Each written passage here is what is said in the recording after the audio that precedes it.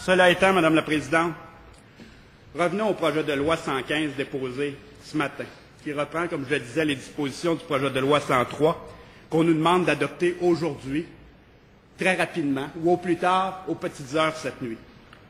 Je vais tenter, Madame la Présidente, dans quelques minutes, de résumer ce dossier.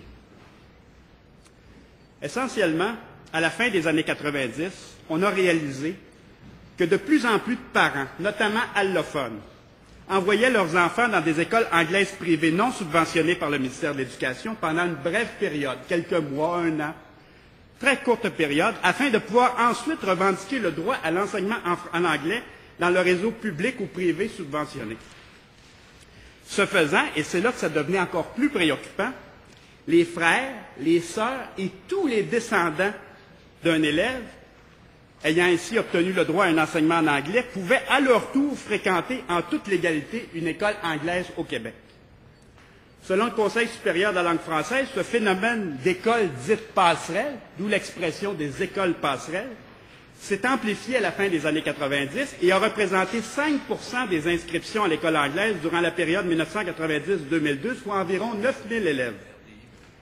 Selon le démographe Robert Maheu, le nombre de personnes déclarées ainsi admissibles à l'enseignement en anglais grâce à un passage à l'école privée non subventionnée, passant ainsi de 628 en 1998 à 1379 en 2002.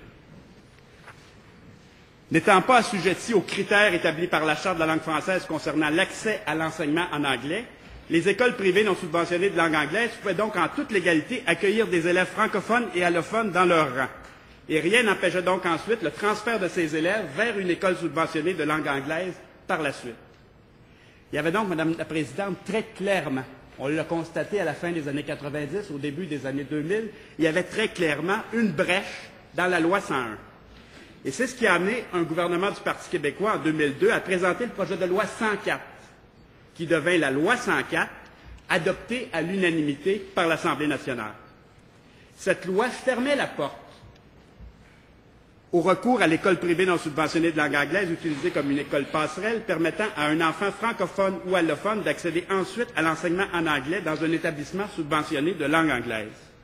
On colmatait la brèche en empêchant le transfert dans le réseau public subventionné anglophone des francophones et allophones ayant fréquenté les écoles privées non subventionnées.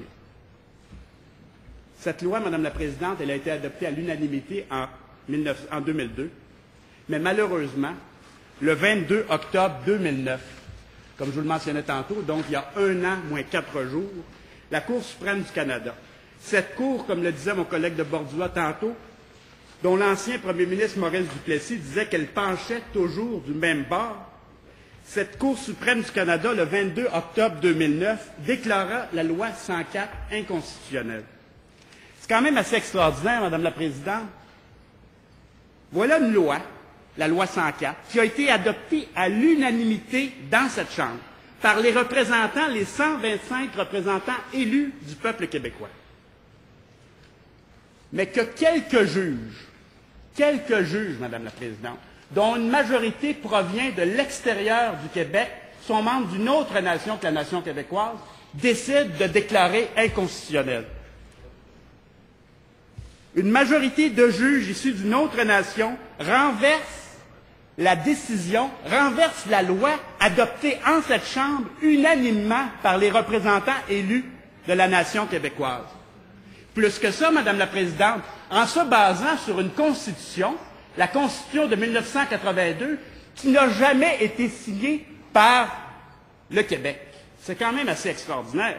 Quelques juges, ça se compte sur une poignée de main, sur une main, Madame la Présidente, quelques juges, une majorité d'entre eux étant de l'extérieur du Québec, qui renversent une décision, une loi, qui déclare inconstitutionnelle une loi adoptée à l'unanimité par cette Chambre.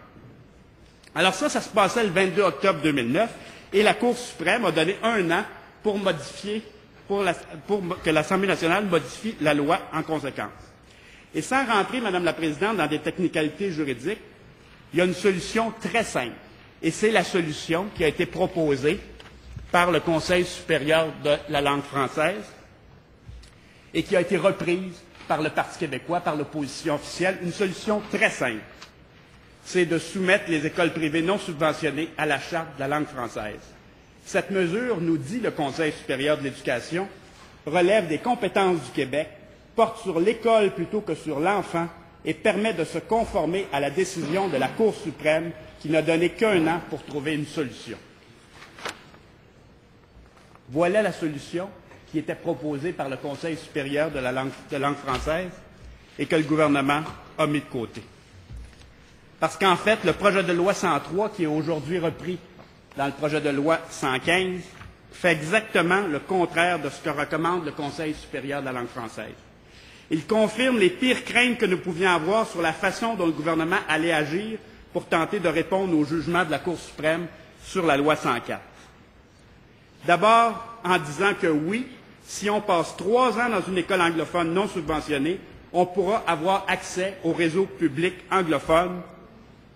On crée donc, Madame la Présidente, cette possibilité de s'acheter un droit pour soi, pour ses frères et sœurs et pour ses descendants. On crée 2 classes de citoyens. Le projet de loi 115, qui reprend les dispositions du projet de loi 103, est inacceptable.